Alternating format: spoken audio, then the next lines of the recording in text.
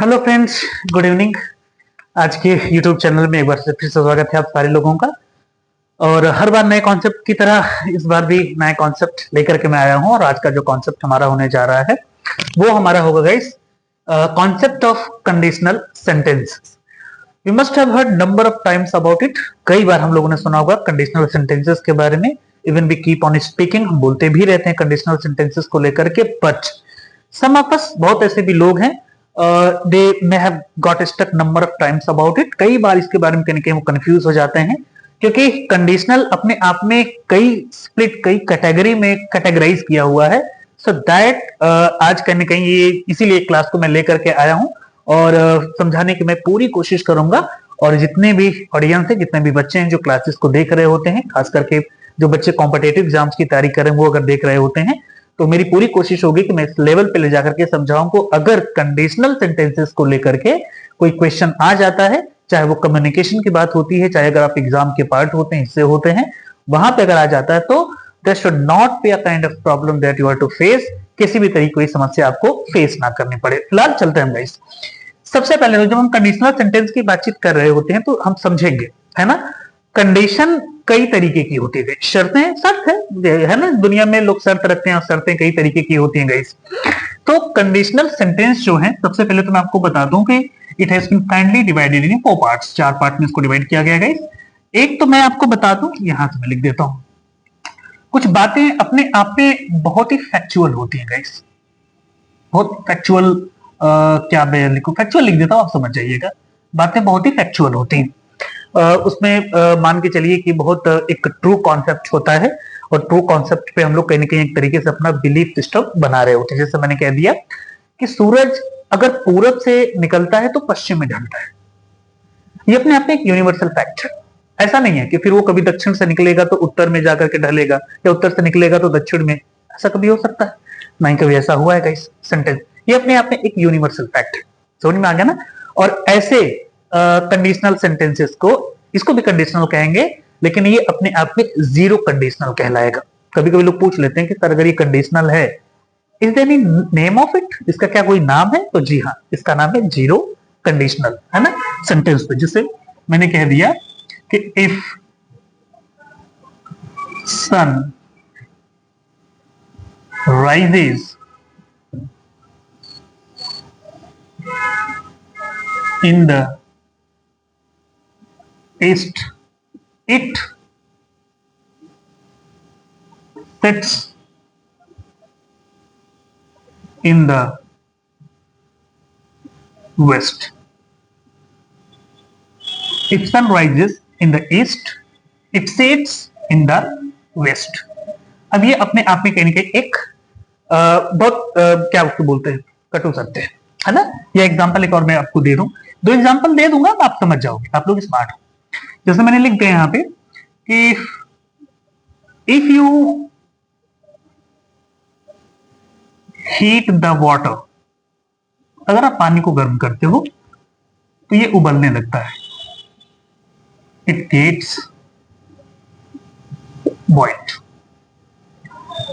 It gets boiled. अब ये दोनों सेंटेंस जो मैंने लिखे हैं ये बहुत फैक्चुअल अपने आप में। ऐसा नहीं हो सकता है कि पानी को अगर आप गर्म करोगे तो तुरंत बर्फ बन जाएगा। ये अपने आप में फैक्ट है। ये तो आपका होगा एक जीरो कंडीशनल। अब देखते हैं, ये नंबर 1 स्टेप है guys. Number 2 step, if I tell you, जिसको हम लोग बोलते हैं प्रेजेंट कंडीशनल। प्रेजेंट कंडीशनल पहले समझेंगे क्या होता है प्रेजेंट कंडीशनल। प्रेजेंट कंडीशनल में किसी भी व्यक्ति वस्तु का एक अवास्तविक घटनाओं से संबंध होना, या वो अवास्तविकताओं को अपने ऊपर या अपने अंदर समाहित करके वो सोचने लगता है। जैसे अगर मैं प्रधानमंत्री होता, जबकि it is not up to me, मेरे बस की बात है नहीं, या मैं देश का सबसे बड़ा अमीर आदमी होता, जबकि ये मेरी बस की बात है नहीं। दिवाली आ गई, पटाखे भी छोड़ रहे हैं लोग। तो सेंटेंस ध्यान दीजिएगा आप। अब जैसे सेंटेंस में मैंने कह दिया कि इफ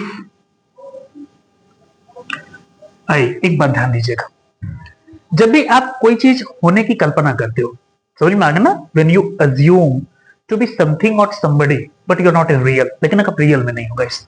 सब्जेक्ट कोई भी हो, आइदर ऑफ द सब्जेक्ट। आप सबके साथ किसका इस्तेमाल करोगे? वर का इस्तेमाल करोगे। That's not all about me, ये ग्रामर कहता है। It is on the behalf of grammar guys.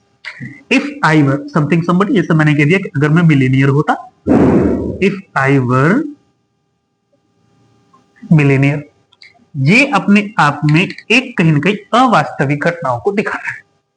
मैं हूं नहीं, लेकिन मेरे सोचने पे पाबंदी थोड़ी लगी हुई गाइस। तो इफ आई वर मिलीनियर, मैं पूरी दुनिया घूम लेता गाइस। आई वुड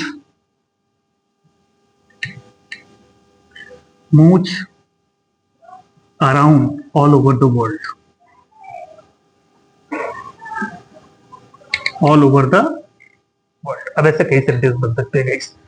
अगर मैं ऐसा होता, अगर मैं देश का प्रधानमंत्री होता तो मैं ये कर देता, या मैं एजुकेशन मिनिस्टर होता तो मैं एजुकेशन पॉलिसी चेंज कर देता। अक्सर करके लोग बोलते हैं कि if I were education minister, I would change the education policy. अगर मैं देश का प्रधानमंत्री होता तो सबको रोजगार दे देता। If I were PM of India, तो आई वुड गिव जॉब, या जो भी सारी चीजें ऐसी होती है। अब ये सारी चीजें, जो भी कंडीशन मैं आपको बता रहा हूं, ये सब सारी चीजें मैं तब करता जब मैं देश का प्रधानमंत्री होता। मैं जॉब तब देता जब मैं देश का प्रधानमंत्री होता। मैं एजुकेशन पॉलिसी तब चेंज करता जब मैं देश का प्रधानमंत्री होता। और इन सब में से मैं कुछ नहीं हूं, नील बटा सन्नाटा, मेरे पास नहीं है ये सारी चीजें। और ये कंडीशन है गाइस, है ना? तो ये कहीं ना कहीं मान के चलिए कि ये सब चीजें मैं तब करता जब कंडीशन ये होती कि मैं मिलीनियर होता, कंडीशन ये होती कि मैं पीएम होता, कंडीशन ये होती कि मैं एक एजुकेशन मिनिस्टर होता। समझ पा रहे हैं? इसको हम लोग बोलते हैं प्रेजेंट कंडीशनल। तो इस तरीके का सेंटेंस अगर कहीं आपको आ जाए तो आप समझ जाइएगा कि ये अपने आप में एक प्रेजेंट कंडीशनल का काम कर रहा है। अब सेंटेंस पे ध्यान दीजिएगा गाइस। एक आपका होता है गाइस पास्ट कंडीशनल, जहां पे बातों बातों में आप बोलते हो अगर मेरे पास प्रॉपर्टी रही होती है, मैं प्रॉपर्टी खरीदा होता तो आज मैं घर बना लिया होता। सेंटेंस पे ध्यान दीजिएगा। इसको हम लोग बोलते हैं पास्ट कंडीशनल। मैंने कहा भाई आपके आसपास पड़ोसियों के ठीक ठाक बंगले लहरा रहे हैं, आपका मैं देखता हूं आज भी खपरेल का घर है, मड हाउस है। आपने कहा सर सबके दादा ठीक ठाक थे, मेरे दादा बेईमान थे, वो हमेशा उटपटांग कामों में लगे रहते थे और सब इनको उल्लू बना करके सारी जमीनें ले ली, सारी प्रॉपर्टी इनसे ले लिए। अब सेंटेंस पर ध्यान दीजिएगा कि अगर मान के चलिए अगर दादाजी की बात कर रहे हो तो इफ यहां से लिखो, क्योंकि नीचे भी एक सेंटेंस समझाना है। इफ माई ग्रैंडफा, सेंटेंस पे ध्यान देंगे, फिर लिखेंगे हम लोग एट। अगर मेरे ग्रैंडफा प्रॉपर्टी बचाए होते, if my grandpa had saved property, saved property, तो आज मैं भी घर बना लिया होता। सेंटेंस पे ध्यान दीजिएगा, मतलब घर बना लिया होता। I would have built up home, built up home, मैं घर बना लिया होता। अगर मैं पैसे बचाया होता तो मैं भी आईफोन प्रो मैक्स खरीद लिया होता।